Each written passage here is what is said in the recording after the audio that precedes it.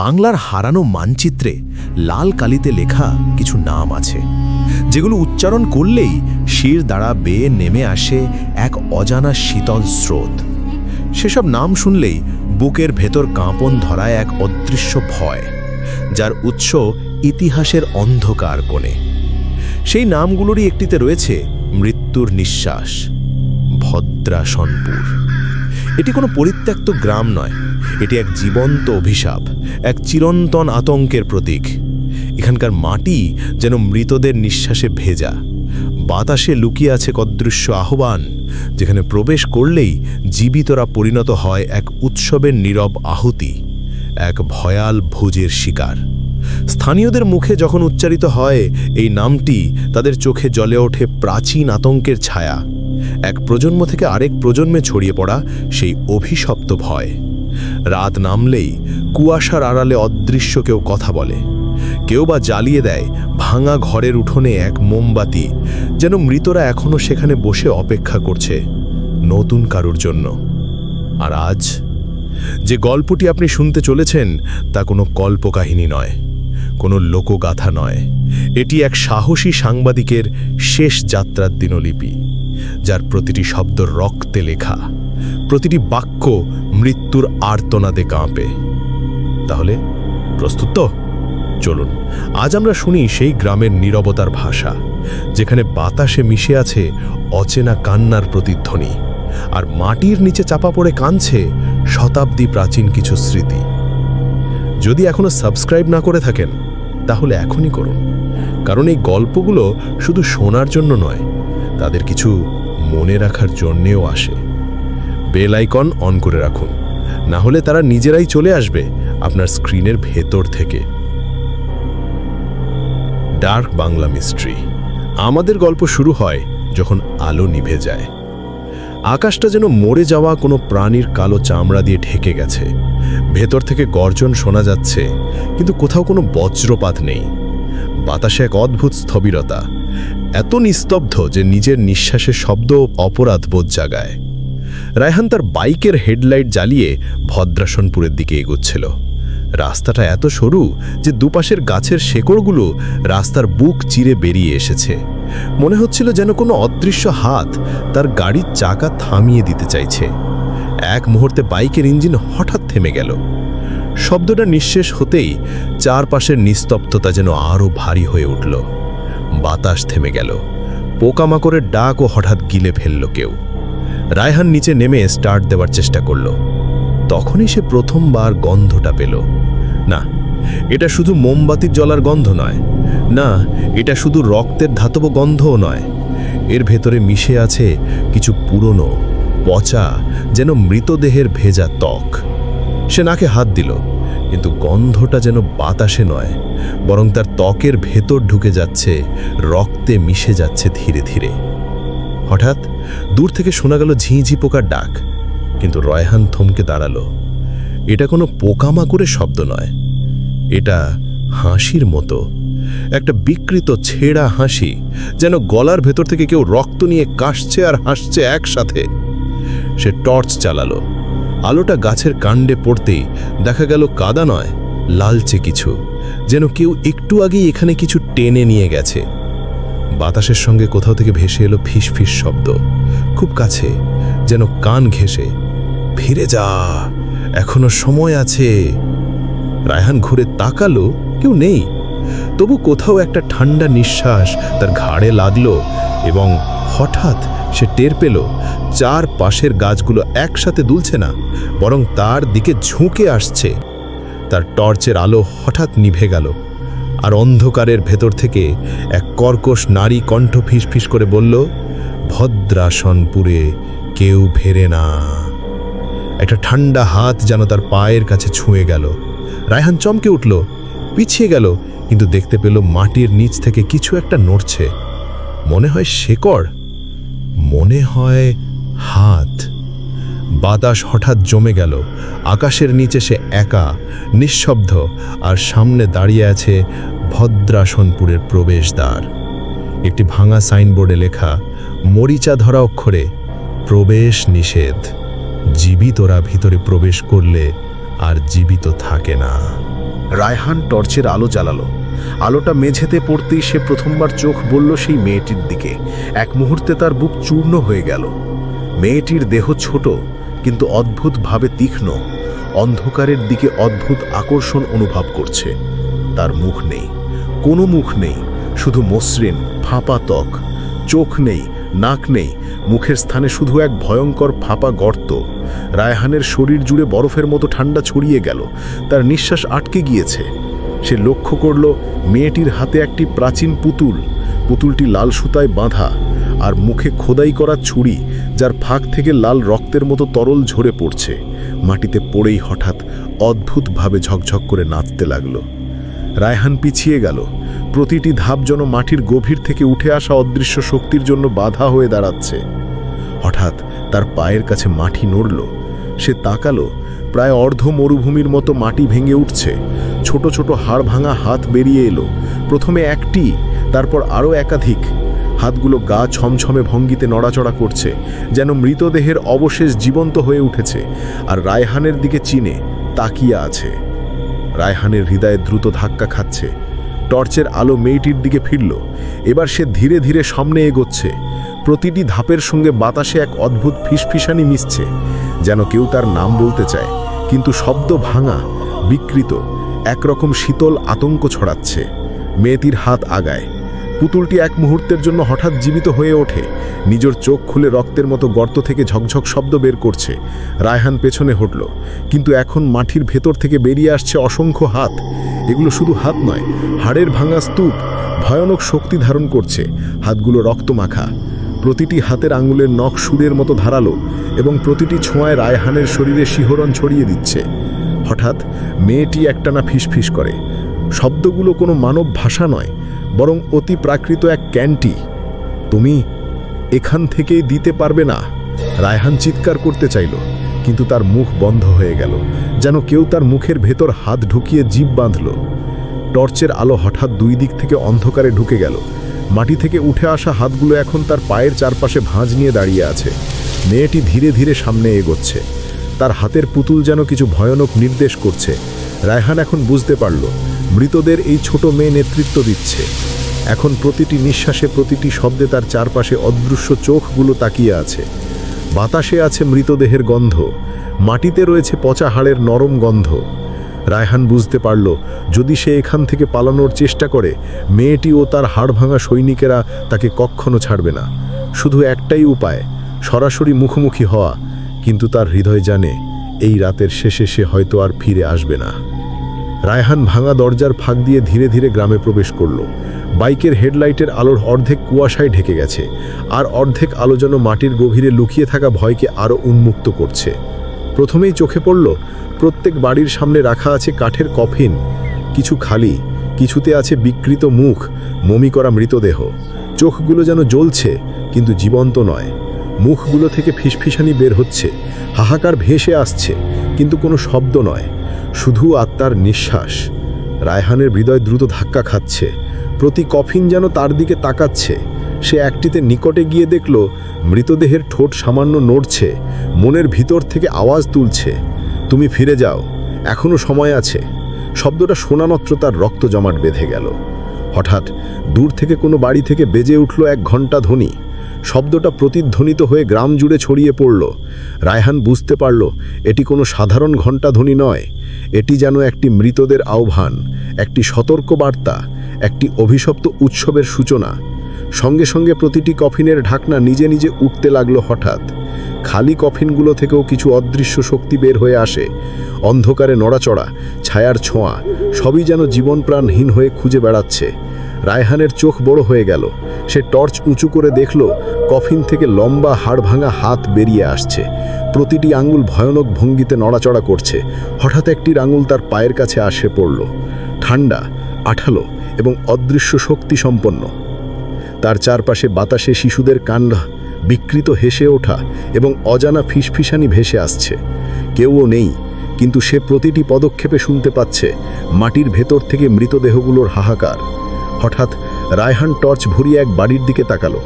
কাঠের দরজা নিজে থেকে খোলার চেষ্টা করছে। দরজার ফাঁক দিয়ে দেখতে পেল, ভেতরে অদৃশ্য কিছু নাচছে, কফিনের মতো ভঙ্গি নিচ্ছে। প্রতিটি নাচের সঙ্গে বাতাসে ভেসে আসছে শতবর্ষের পুরনো মৃত্যু সঙ্গীত, যেটির প্রতিটি শব্দ রায়হানের রক্ত জমাট বেঁধে দিচ্ছে। রায়হান বুঝতে পারল এখানে কোনো সাধারণ মানুষ নেই। গ্রামটি এক চলমান মৃত্যু উৎসব, যেখানে প্রতিটি কফিনের মধ্যে প্রাণহীন আত্মা সক্রিয় এবং তারা এখন তাকে খুঁজছে। প্রতিটি মুহূর্তে তার চারপাশের অন্ধকার আরও গভীর হচ্ছে। হালকা বাতাসও যেন 100 হাড় ভাঙা হাত দিয়ে তাকে ধরে ফেলার চেষ্টা করছে। রায়হান হাঁটতে থাকলো, কিন্তু প্রতিটি পদক্ষেপে মনে হলো মাটি তার পায়ের নিচে নড়ছে, ছায়া তার চলাচলের পথে নেমে আসছে এবং সে একা নয়। গ্রাম, কফিন, মাটির ভেতর থেকে বের হওয়া আত্মারা সবই তার চারপাশে ঘিরে ফেলেছে। এই মুহূর্তে সে বুঝল ভদ্রসোনপুরে ঢোকার অর্থ শুধু প্রবেশ নয়, এখান থেকে বেরোনো মানে মৃতদের সঙ্গে মুখোমুখি হওয়া। রায়হান দোতলা বাড়ির ভাঙা কাঠের দরজা ধাক্কা দিয়ে ঢুকল। ধুলো ও শিথিল বাতাসের মধ্যে বাতাসে ভেসে আসছিল পুরনো কাচের ভাঙা শব্দ, যেন কেউ ধীরে ধীরে তার পেছনে হেঁটে আসছে। ভেতরে ঢুকেই তার চোখ পড়ল একটি ভাঙা আয়না, যার ফাটা অংশে অন্ধকার যেন চিমটি দিয়ে ঢুকেছে। সে আগামী পদক্ষেপে জর্জর করে এগোচ্ছে। টর্চের আলো আয়নার ফাঁক দিয়ে পড়তেই সে নিজের প্রতিবিম্ব দেখতে পেল না। প্রথমে সে হেসে বলল, হয়তো আলো ঠিক নেই, কিন্তু মুহূর্তেই তার হৃদয় থেমে গেল, কারণ আয়নায় তার দেখা যাচ্ছে সে নিজেই ঝুলছে খাটের উপর, গলায় লাল সুতো পেঁচানো। শরীর অচল, চোখ বন্ধ, মুখের নিঃশ্বাস মিশে আছে এক চিল্লানো নীরবতায়। রায়হান পিছন দিকে ঘুরল, কিন্তু পেছনে কেউ নেই। তবু বাতাসে ভেসে এলো এক কর্কশ, বিকৃত কণ্ঠস্বর, তোমার জায়গা আগেই প্রস্তুত রাখা হয়েছে। শব্দটা ভেতর ঢুকল, মস্তিষ্কে সরাসরি আঘাত হানল। গলায় থাকা লাল সুতোটি যেন নিজে নিজে নড়তে লাগল, আয়নার ভেতর থেকে ধীরে ধীরে বাইরে ঢোকার চেষ্টা করছে। রায়হানের শরীর হঠাৎ জমে গেল। সে লক্ষ্য করল আয়নার প্রতিফলন শুধু ঝুলন্ত তারই নয়, বরং আয়নার ভেতরে অদৃশ্য শতাধিক ছায়ামূর্তি ঝুলছে, প্রতিটি লাল সুতো পেঁচানো। তারা নীরবভাবে তাকিয়ে আছে, কেউ চিৎকার করে না, কেউ নড়াচড়া করে না, তবু তার মন জানে তারা তাকে অদৃশ্যভাবে ধাবিত করছে। হঠাৎ আয়নার মধ্যে ঝুলন্ত নিজের হাতে রক্তের মতো সুতো নড়তে লাগলো, প্রায় খোঁচা দিচ্ছে। রায়হান পিছিয়ে গেল, কিন্তু পায়ের তলার মেঝু নড়ল, আর প্রতিটি পদক্ষেপে মনে হলো শুধু আয়নায় নয়, ঘরটা নিজেই তার চারপাশে পরিবর্তিত হচ্ছে। আয়নার প্রতিফলনে সে দেখল নিজের চোখ ধীরে ধীরে কালো হয়ে যাচ্ছে, মুখ ফাঁপা গর্তে পরিণত হচ্ছে, আর নিঃশ্বাস বের হচ্ছিল না। মুহূর্তের মধ্যে সে বুঝল এখানে কোনো রক্ষা নেই। পিছন থেকে আবার সেই কর্কশ কণ্ঠ, এখন তুমি আমাদের সঙ্গে আছো, চিরদিনের জন্য। রায়হান চিৎকার করতে চাইল, কিন্তু কোনো শব্দ বের হলো না। তারা, অর্থাৎ আয়নার ভেতরের শতাধিক ছায়ামূর্তি ধীরে ধীরে তার দিকে এগোচ্ছে। প্রতিটি সুতো তার হাত, গলায়, পায়ে লেগে ঘাড়ে চাপ সৃষ্টি করছে। মুহূর্তেই বুঝতে পারল এখন থেকে সে শুধু নিজের ছায়া নয়, তাদের মধ্যে হারিয়ে যাবে। বাতাস থেমে গেল, টর্চ নিভে গেল, এবং আয়নার ভেতর থেকে শুধু সেই লাল সুতো দেখা গেল, যা ধীরে ধীরে রায়হানের চারপাশে ঘুরতে লাগলো, যেন বলছে, এখন থেকে তুমি আমাদের। রাতের অন্ধকার আরও ঘন হলো এবং গ্রামের চত্বরে নেমে এলো এক ঘন কুয়াশা, যা শুধু দৃষ্টি ঢেকে রাখল না, বরং যেন বাতাসের সঙ্গে মিলিয়ে অদৃশ্য সত্তার নিঃশ্বাসও লুকিয়ে রাখল। রায়হান টর্চ আলো জ্বালালো, কিন্তু আলো যেন কুয়াশার ভেতর গিলে যায়। দূরে কিছু দেখা গেল, অস্পষ্ট ছায়ামূর্তি নাচছে। প্রথমে মনে হলো মানুষ, তবে একটু কাছাকাছি আসতেই বোঝা গেল তাদের মাথা উল্টো দিকে ঘোরানো, চোখ খোলা নেই, শুধু ফাঁপা গর্ত, হাত ভাঙা ভঙ্গিতে, যেমন কেউ মৃতদেহের অবশিষ্টাংশের মতো বাঁকা। নাচের ছন্দ অদ্ভুতভাবে বাংলার পুরনো মৃত্যু সঙ্গীতের মতো, কিন্তু প্রতিটি নোট যেন রায়হানের রক্ত জমাট করে দিচ্ছে। শব্দগুলো ভেসে আসছে মাটির নিচ থেকে, বাতাসে এবং তার হৃদয়ের ভেতর। হঠাৎ সে শুনল সঙ্গীতের লাইনগুলিতে তার নাম এসেছে, রায়হান, রায়হান। শব্দগুলো কেবল ডাকছে না, বরং মনের গভীরে ঢুকছে। ভাব হচ্ছে যেন তার নিজের ভয় তার ভেতর থেকে চিৎকার করছে। কুয়াশা ঘন হওয়ার সঙ্গে সঙ্গে সে দেখল ছায়ামূর্তিগুলো তার দিকে ধীরে ধীরে এগোচ্ছে। প্রত্যেকটি ধাপেই মাটি নড়ছে, বাতাসে হাড় ভাঙা ফিসফিসানি ভেসে যাচ্ছে। রায়হান বুঝতে পারল এটি কোনো সাধারণ নাচ নয়, এটি একটি চিরন্তন ছায়া মৃত্যু উৎসব, যেখানে মৃতদের আত্মা প্রাণবন্ত মানুষদের খুঁজে বের করার জন্য নাচছে। প্রতিটি ছায়ামূর্তির মুখে অদ্ভুত বিকৃত হাসি, চোখ নেই, মুখের ফাঁপা গর্ত থেকে বের হচ্ছে ফিসফিসি ও হাহাকার, যা যেন তার মস্তিষ্কের ভেতর ঢুকে চিন্তা ও ভয় বিকৃত করছে। হঠাৎ রায়হান টের পেল তাদের নাচের ছন্দের সঙ্গে মাটির নিচে কিছু নড়াচড়া করছে। ছোট ছোট হাত বের হচ্ছে, হাড় ভেঙে, আঙুল ভাঙা, এবং তারা রায়হানের দিকে ধাবিত হচ্ছে, যেন তাকে উৎসবের কেন্দ্রবিন্দু বানানোর জন্য। কুয়াশা আরও ঘন হচ্ছে, মাটি, বাতাস, আকাশ সবই যেন তার চারপাশে ঘুরছে, এবং প্রতিটি পদক্ষেপে রায়হান অনুভব করছে অদৃশ্য চাপ, ঠান্ডা নিঃশ্বাস ও দম বন্ধ করা গন্ধ। ছায়ামূর্তিগুলো হঠাৎ একসঙ্গে চিৎকার করতে শুরু করল, কিন্তু চিৎকার নয়, একটি বিকৃত হাড় ভাঙা সুর, যা তার নিজের নামের সঙ্গে মিলিয়ে আঘাত করছে। রায়হান, এখন তোমার পালা। রায়হান পিছনে হাঁটল, কিন্তু প্রতিটি পদক্ষেপে মনে হলো গ্রামের সব গলি, সব ছায়া, সব মাটি তাকে পুনঃপ্রবেশ করাচ্ছে। বাতাসে ভেসে আসছে মৃতদেহের নিঃশ্বাস, ছায়ার কণ্ঠস্বর এবং অদৃষ্ট আত্মার চাপ। তার চোখে হঠাৎ দেখা গেল কুয়াশার মধ্যে অসংখ্য মুখহীন শিশু, যারা নাচছে, কিন্তু নাচের ছন্দে তার নামের প্রতিটি হাহাকার মিশে আছে। রায়হান বুঝল এই রাত ছায়া মৃত্যু উৎসবের রাত, এবং সে এখন শুধু একটি লক্ষ্য, নাচের কেন্দ্রবিন্দু। প্রতি মুহূর্তে তার হৃদয় হাড়ভাঙ্গা ঠান্ডা অনুভব করছে। বাতাসের ফিসফিসি, মৃতদেহের গন্ধ, ছায়ামূর্তির দৃষ্টি সব মিলিয়ে তাকে ঘিরে ধরেছে। কিছু করার চেষ্টা করল, কিন্তু কুয়াশা তার চারপাশে একটি অদৃশ্য দোরগোড়া তৈরি করছে, যা তাকে এই ছায়ামৃত্যু উৎসব থেকে বের হতে দিচ্ছে না। রায়হান বুঝতে পারল এখানে কোনো জীবিত মানুষ ফেরে না। প্রতিটি ছায়ামূর্তি, প্রতিটি হাড়ভাঙা হাত, প্রতিটি ফিসফিসি সবই তার শেষ পরীক্ষা, এবং রাত শেষে সে হয়তো ছায়ার সঙ্গে মিলিত হয়ে চিরকাল এই নৃত্যভবনে হারিয়ে যাবে। রায়হান স্কুল ঘরের ভাঙা দরজা ধাক্কা দিয়ে খুলল। ভিতরে ঢুকতেই তার চোখ পড়ল এক বিশাল ব্ল্যাকবোর্ডের দিকে, যা অন্ধকারে চকমকে করছে। প্রথম নজরে মনে হলো এটি শুধু পুরনো লেখা, কিন্তু যখন সে কাছে গেল, চমকে দেখল সব লেখা রক্ত দিয়ে খোদাই করা। রক্ত শুকিয়ে গেছে না, বরং যেন প্রতি মিনিটে জীবন্ত হয়ে নড়াচড়া করছে। লাল আঁচড়গুলো তার চোখের দিকে ফিসফিস করে ডাকছে। ব্ল্যাকবোর্ডে লেখা হলো, ব্রিটিশ আমলে এক সাধু হত্যা করা হয়েছিল। তার অভিশাপে পুরো গ্রাম এক রাতের মধ্যে মৃত্যুর আগমনে কুঁচকে গিয়েছিল। রায়হানের বুক কেঁপে উঠল।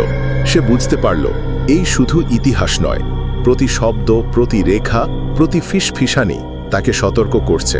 অদৃশ্য শক্তি সক্রিয়। হঠাৎ ব্ল্যাকবোর্ডের রক্তের লেখা চোখ খুলল। ছোট ছোট রক্তের ফোঁটা একত্রিত হয়ে একটি ছায়ামূর্তি তৈরি করল, যেটি ধীরে ধীরে তার দিকে এগোচ্ছে। মুখ নেই, শুধু ফাঁপা গর্ত এবং ভাঙা চোখের দৃষ্টি। রায়হান পেছন দিকে হেলাল, কিন্তু প্রতিটি পদক্ষেপেই মেঝো নড়তে লাগল, যেন মাটি তার পায়ের নিচে শ্বাস নিচ্ছে এবং ধাক্কা দিচ্ছে। বাতাসে ভেসে আসছে সদ্য মৃত আত্মাদের ফিসফিসানি, যা বলতে লাগল, তোমার সন্ধান চলছে, তুমি আমাদের সঙ্গে মিলিত হও। রায়হান লক্ষ্য করল স্কুল ঘরের চারপাশে উড়ছে অদৃশ্য ছায়ামূর্তিরা, হাত উঁচু করে, হাড় ভাঙা ভঙ্গিতে। তারা যেন তার ভয়কে চেপে ধরছে, প্রতিটি শ্বাসে চাপ সৃষ্টি করছে। হঠাৎ ব্ল্যাকবোর্ডের রক্তের লেখা নিজে থেকে উঠে তার দিকে এগোলো। রায়হান দেখতে পেল শব্দগুলো শুধু চোখে দেখায় না, বরং তার মস্তিষ্কে ঢুকছে, তার ভয়কে রূপান্তরিত করছে। অদৃশ্য হাতগুলো যেন তার চেতনার মধ্যে প্রবেশ করছে। তার চোখের সামনে রক্তের রেখাগুলো পুরো গ্রামকে জীবন্ত করে তুলল। ছোট ছোট ছায়ামূর্তিগুলো মাটির ভেতর থেকে বের হয়ে এসেছে, হাড় ভাঙা পায়ে নাচছে, নাচের ছন্দে সে শুনল, শুধু এক রাতেই সবাই শেষ হয়েছিল, এবার তুমি আমাদের খুঁজে পাওয়া। রায়হান এখন বুঝল এটি কোনো ইতিহাস নয়, এটি এক চিরন্তন অভিশাপের শিখর।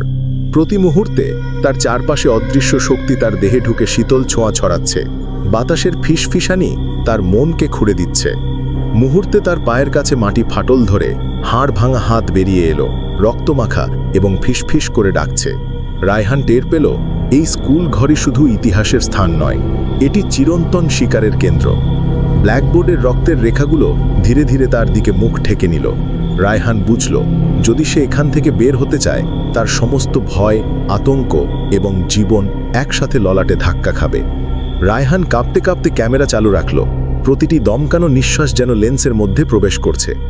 শুরুতে লেন্সে শুধুই অন্ধকার, কুয়াশা, ধুলো আর ছায়া মিলিয়ে তৈরি এক অদ্ভুত শূন্যতা। মুহূর্তের মধ্যে তার চোখে পড়ল সে একা নয়।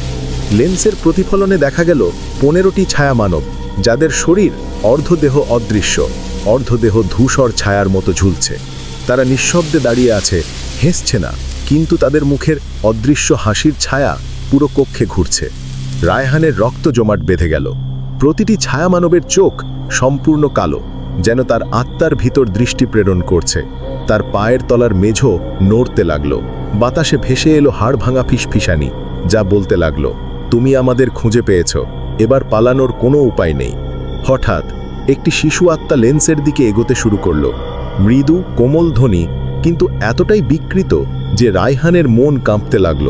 মুখ নেই, শুধু ফাঁপা গর্ত আর চোখের ভিতর লাল কণা ঝলমল করছে। তার হাতে থাকা লাল সুতো যেন আলোর মতো নড়াচড়া করছে, ক্যামেরার লেন্সে ধরা পড়ছে। শিশু আত্মা তার দিকে এসে ফিসফিস করল, এবার তোমার পালা। রায়হানের রক্ত ঠান্ডা হয়ে গেল। প্রতিটি শব্দ যেন তার মস্তিষ্কে সরাসরি ঢুকছে, তার ভয়কে শক্তিতে রূপান্তরিত করছে। লেন্সে দেখা গেল 15টি ছায়া মানব ধীরে ধীরে তার চারপাশে ঘূর্ণন করছে, হাতে লাল সুতো পেঁচানো, প্রতিটি আমূল আঘাত করার মতো অবস্থায়।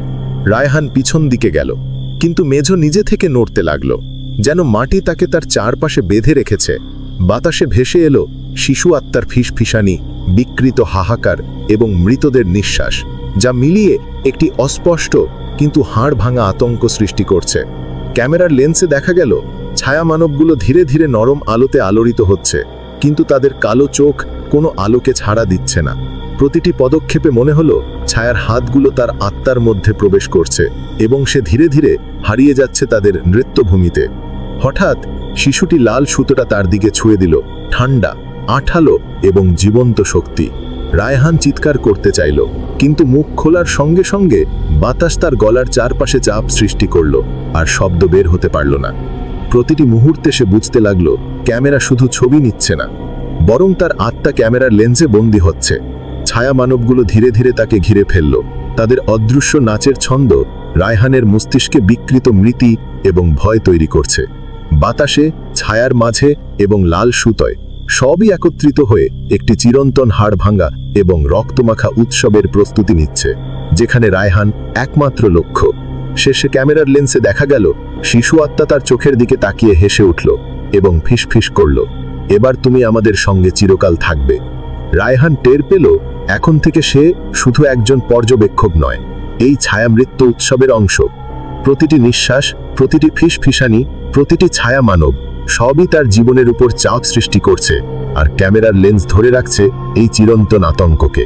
রায়হান গ্রাম থেকে বের হওয়ার জন্য যতটা সম্ভব দ্রুত পায়ের তলা চালালো, কিন্তু যতই দ্রুত চলল ততই মনে হলো প্রতিটি গলি, প্রতিটি মোড় তাকে আগের একই জায়গায় ফিরিয়ে নিয়ে যাচ্ছে। মাথার উপরে ঝুলছে অন্ধকার মেঘের কুয়াশা এবং বাতাসে ভেসে আসে মৃতদেহের শীতল নিঃশ্বাস। রাস্তার ধারের গাছগুলো থেকে ঝুলছে রক্তাক্ত শাড়ি, পুরনো, ছিঁড়ে গেছে, কিন্তু প্রতিটি পদক্ষেপে তা যেন জীবন্ত হয়ে ওঠে, নড়াচড়া করে, ঘুরে ফিরে তার দিকে উচ্চারণহীন ডাক দেয়। রায়হানের পায়ের তলে মাটি ফিসফিস করছে, যেন অদৃশ্য শক্তি তার পায়ের খোঁচায় আঘাত করছে। প্রতিটি ধাকের সাথে সাথে মনে হলো ছায়া ইটসেলফ তার চারপাশে ঘূর্ণায়মান। বাতাসে ভেসে আসে অজানা কণ্ঠস্বরে এক ভয়ঙ্কর বিকৃত গান, যা তার হৃদয়কে চেপে ধরে। তুমি কোথায় যাবে, কোথায় পালাবে? শব্দগুলো বাতাসের সাথে মিশে তার মস্তিষ্কে সরাসরি ঢুকছে। হঠাৎ রাস্তার মোড়ে দেখা গেল ছায়া মানবের এক দল, যাদের মুখ নেই, শুধু ফাঁপা গর্ত, হাত ভাঙা ভঙ্গিতে ধীরে ধীরে এগুচ্ছে। তাদের সঙ্গে ঝুলন্ত রক্তাক্ত শাড়িগুলো যেন নিয়ন্ত্রণ হারিয়ে তার চারপাশে ঘূর্ণায়মান। রায়হান টর্চের আলো জ্বালালো, কিন্তু আলো কুয়াশায় ভেসে গেছে। প্রতিটি প্রতিফলন ছায়ামূর্তিগুলোকে দ্বিগুণ করে দেখাচ্ছে, যেন গ্রামের প্রতিটি কোণ তার দিকে তাকিয়ে আছে।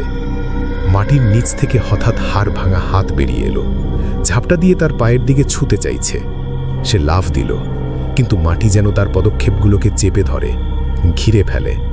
প্রতি মুহূর্তে রায়হানের মনে হচ্ছিল গ্রামের সব জায়গা, সব গলি, প্রতিটি গাছ এবং বাতাসের প্রতিটি কণা তাকে ধাবিত করছে, তাকে বাইরে যেতে দিচ্ছে না। বাতাসে ফিসফিসানি, ছায়ামূর্তির নীরব হাহাকার, ঝুলন্ত রক্তাক্ত শাড়ির নড়াচড়া সব মিলে এক অদৃশ্য শক্তির জাল তৈরি করছে, যা তাকে ধীরে ধীরে মনোবল ও জীবনের আলোকে শোষণ করছে। রায়হান চিৎকার করতে চাইল, কিন্তু কণ্ঠ থেকে শব্দ বের হয়নি। মাথার ওপরে ঝুলছে ধূসর মেঘের ছায়া, যার মধ্যে তার নিজের ছবি মিলছে। ঝুলন্ত লাল সুতোতে আবদ্ধ ছায়ামূর্তিগুলোর হাত ধরে মনে হলো এখান থেকে বের হওয়া সম্ভব নয়। এই গ্রাম তার চিরন্তন কাঁধে জড়িয়ে ধরেছে। হঠাৎ কুয়াশার ভেতর থেকে ভেসে এলো এক বিকৃত ফিসফিসানি। চেষ্টা করো, তবে তুমি আগেই আমাদের জন্য তৈরি। রায়হান বুঝল এখন প্রতিটি ধাপই তার শিকার, প্রতিটি বাতাসের নিঃশ্বাসই তাকে টেনে নিচ্ছে। এই গ্রাম ছাড়া কেউ জীবিত বের হয় না। প্রতিটি মুহূর্তে হাড় ভাঙার ঠান্ডা অনুভূত হয়। বাতাস তার মন ও শরীরকে ভেঙে দিচ্ছে এবং চোখের সামনে ঝুলন্ত শাড়ি ও ছায়ামূর্তির নাচ চূড়ান্ত আতঙ্কের এক চক্র তৈরি করছে, যেখানে রায়হান একমাত্র লক্ষ্য। রাতের শেষ মুহূর্ত, ভোর হওয়ার আগের এক খণ্ড সেকেন্ডে গ্রাম জুড়ে অদৃশ্য শক্তির চাপ বেড়ে গেল। কুয়াশা আরও ঘন হয়ে যায়। বাতাসে পচা গাছপালা ও মৃতদেহের মিশ্রিত গন্ধ ভেসে আসে। হঠাৎ গ্রামে থাকা সমস্ত আত্মা তাদের প্রকৃত রূপে প্রকাশ পেতে শুরু করল। রায়হানের চোখের সামনে যা দেখা গেল তা কোনো মানব সৃষ্ট রূপের বাইরে। তাদের দেহ পোকায় খাওয়া, ছেঁড়া, ঝলসানো, লাল রক্ত মাখা। চোখ লাল জ্বলজ্বল করছে, যেন আকাশ থেকে ছায়া আত্মাদের চিরন্তন ক্ষুধা প্রকাশ পাচ্ছে। মুখ নেই, শুধু একটি অন্ধকার গভীর গর্ত, যেখান থেকে ফিসফিসানি ও বিকৃত হাহাকার বের হচ্ছে। রায়হান প্রতিটি আত্মার দিকে তাকালো। প্রতিটি পদক্ষেপে তার হৃদয় হাড় ভাঙা শীতল স্রোতে কাঁপছে। আত্মাদের অবস্থান এবং তাদের নীরব হাহাকার মিলিয়ে একটা সাইকোলজিক্যাল আতঙ্ক তৈরি করছে, যা তার চেতনাকে চূর্ণ করে দিচ্ছে। হঠাৎ তারা একসাথে চিৎকার করতে শুরু করল। চিৎকার নয়, বরং একটি বিকৃত, দম বন্ধ করা আর্তনাদ, যা তার কানের ভেতর প্রবেশ করে মস্তিষ্কের প্রত্যেক কোণে ঘূর্ণায়মান চাপ তৈরি করছে। রায়হানের ক্যামেরার লেন্সে এই দৃশ্য ধরা পড়ল, কিন্তু চিৎকারের তীব্রতা ও অতিপ্রাকৃতিক শক্তির কারণে লেন্স ফেটে গেল এবং মুহূর্তেই চিত্র অন্ধকারে মিলিত হল। তার চারপাশে বাতাস ঠান্ডা, আঠালো, প্রাণহীন। মাটির নিচ থেকে হঠাৎ হাড় ভাঙা হাত বেরিয়ে আসে, যা তার পায়ের দিকে পৌঁছাতে চাইছে। বাতাসে ফিসফিসানি, মৃতদেহের নিঃশ্বাস, বিকৃত ছায়ার নাচ সব মিলে মনোবিকলকেও ভেঙে ফেলে। রায়হান বুঝল, এরা আর মানব নয়, তারা চিরন্তন অভিশপ্ত আত্মা, যারা প্রতি রাতেই জীবিত মানুষকে খুঁজে বের করে এবং তার ভয় ও আতঙ্ককে শক্তি হিসেবে ব্যবহার করে। ছায়ামূর্তিগুলো তার চারপাশে ঘূর্ণায়মান, লাল চোখগুলো প্রতিটি নিঃশ্বাসে তার ভয়কে বিশ্লেষণ করছে এবং মুখহীন গর্ত থেকে ফিসফিসানি, তোমার সময় শেষ, তুমি আমাদের সঙ্গে চিরকাল যুক্ত। রায়হান চিৎকার করতে চাইল, কিন্তু কণ্ঠ বন্ধ হয়ে গেছে। তার হৃদয় শরীরের ভেতর ভেঙে পড়ছে এবং প্রতিটি পদক্ষেপে মনে হলো গ্রাম তার চারপাশে অদৃশ্য জালে বাঁধছে, তাকে একটি চিরন্তন ছায়া মৃত্যুভূমিতে টেনে নিচ্ছে। অন্ধকারের মধ্যে আত্মাদের লাল জলজলে চোখ ও ফাঁপা মুখ রায়হানের মস্তিষ্কে অচেনা, অমোচনীয় আতঙ্কের আবরণ তৈরি করছে। প্রতিটি মুহূর্তে মনে হচ্ছে এরা শুধু তাকে ধরতে নয়, তার সমস্ত জীবনকে শিকারের অংশে পরিণত করতে চাইছে। শেষে কুয়াশার ভেতর থেকে একাধিক ফিসফিসানি ধীরে ধীরে মিলিয়ে যায়, কিন্তু রায়হান জানে এই রাত, এই গ্রাম, এই আত্মারা তার জীবনের শেষ পর্যায়ে প্রবেশ করেছে। ক্যামেরার লেন্স ফেটে যাওয়া মাত্র সে উপলব্ধি করল এখন থেকে সে শুধুই একটি ছায়ামৃত্যুভূমির অংশ। পরের দিন রায়হানের নিখোঁজের খবর ছড়িয়ে পড়ে। পুলিশ ধীরে ধীরে সেই ছায়াময় গ্রামে প্রবেশ করে ক্যামেরার মেমোরি কার্ড পরীক্ষা করতে। প্রথম কয়েক সেকেন্ডে শুধু অন্ধকার, কুয়াশা এবং হাড় ভাঙা নীরবতা ধরা পড়ল, কিন্তু শেষ কয়েক সেকেন্ডের ফুটেজে যা দেখা গেল তা মনোবিকলকেও চূর্ণ করে দেয়। রায়হান, যে আগে জীবিত ছিল, এখন দেখা যাচ্ছে সে নিজেই একটি কফিনের মধ্যে শুয়ে আছে। কফিনটি পুরনো, ছেঁড়া, আর বাতাসে ভেসে আসে মৃতদের শীতল নিঃশ্বাস। কিন্তু সবচেয়ে ভয়ঙ্কর দৃশ্য ছিল রায়হানের চোখ, কান, মুখের প্রতিটি স্থান দিয়ে বেরিয়ে আসছে অসংখ্য লাল সুতো, যা যেন তার আত্মা এবং জীবনের শক্তিকে গ্রাস করছে। প্রতিটি সুতো জীবন্ত, আঠালো এবং শীতল। ক্যামেরার লেন্সে ফোকাস করলে মনে হয় সেই সুতো তার ভয়কে শক্তিতে রূপান্তর করছে। ফুটেজের শেষ ফ্রেমে দেখা গেল কফিনের পাশে দাঁড়িয়ে মুখহীন মেয়েটি, যার চোখ নেই, শুধু ফাঁপা গর্ত।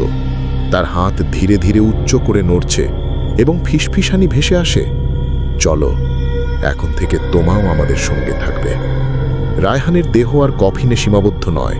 প্রতিটি রক্তের ফোঁটা, প্রতিটি ছায়ামূর্তি, প্রতিটি লাল সুতো মিলিয়ে তাকে এক চিরন্তন নরকীয় চক্রে টেনে নিচ্ছে। মাটির নিচ থেকে হঠাৎ হাড় ভাঙা হাত বেরিয়ে আসে।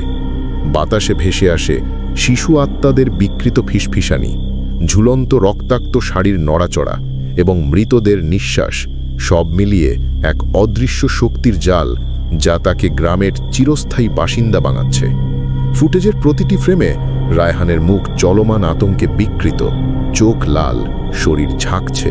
প্রতিটি মুহূর্তে মনে হচ্ছে ছায়া মৃত্যুভূমির শক্তি তার চেতনাকে ভেঙে দিচ্ছে। শেষ মুহূর্তে ক্যামেরার লেন্সে দেখা গেল মুখহীন মেয়েটির হাত ধীরে ধীরে রায়হানের কফিনের দিকে এগোচ্ছে এবং বাতাসে ভেসে আসে এক নীরব শপথ, এখন তুমি চিরকাল আমাদের সঙ্গে থাকো, গ্রামের চিরন্তন আবৃত্তির অংশ। ফুটেজ শেষ, কিন্তু গ্রাম ভদ্রাসনপুর চিরন্তনভাবে তার নতুন বাসিন্দা পেয়েছে। বাইরে পুলিশও বুঝতে পারল এই গ্রাম শুধু নিখোঁজ নয়, এটি এক চিরন্তন শিকারের জায়গা যা কাউকেই জীবিত ছাড়ে না। এখান থেকে বেঁচে যাওয়া অসম্ভব। ভদ্রাসনপুর আজও তার অভিশপ্ত অবস্থায় দাঁড়িয়ে আছে, যেন মাটি, বাতাস, গাছপালা সবই জীবিতদের ওপর চিরন্তন নজর রাখছে। রাত নামলে গ্রাম ঘন কুয়াশায় ঢেকে যায়। বাতাসে ভেসে আসে মৃতদের ফিসফিসানি এবং অদৃশ্য ছায়ামূর্তির নীরব হাহাকার, যা যে কোনো বাহসী মানুষকে হাড় ভাঙা শীতল আতঙ্কে ঘিরে ফেলে।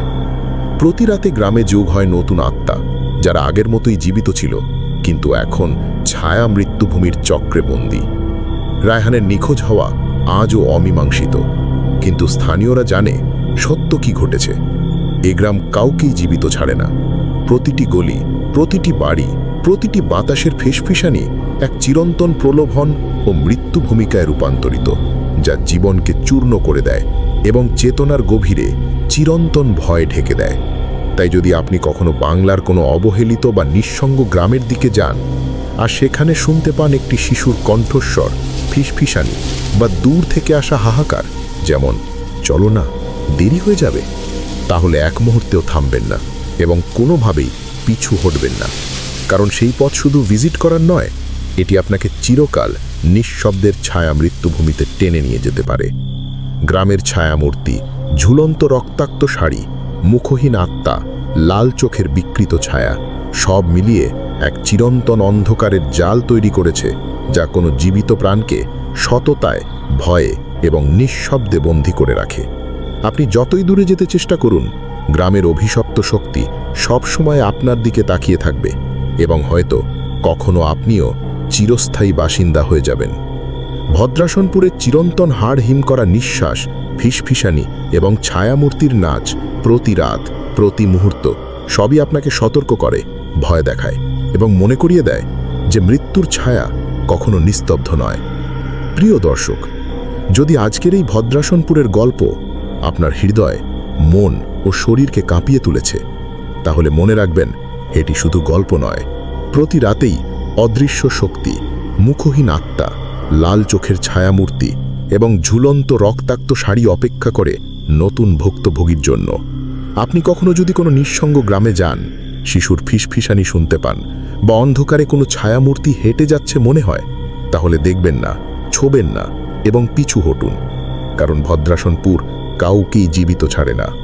আপনার সাহস আর কৌতূহল যতই প্রবল হোক না কেন, মনে রাখবেন প্রতি পদক্ষেপে সেখানে হাড় ভাঙা ঠান্ডা, অতি প্রাকৃতিক ভয় এবং চিরন্তন ছায়া আপনার পিছু নেবে।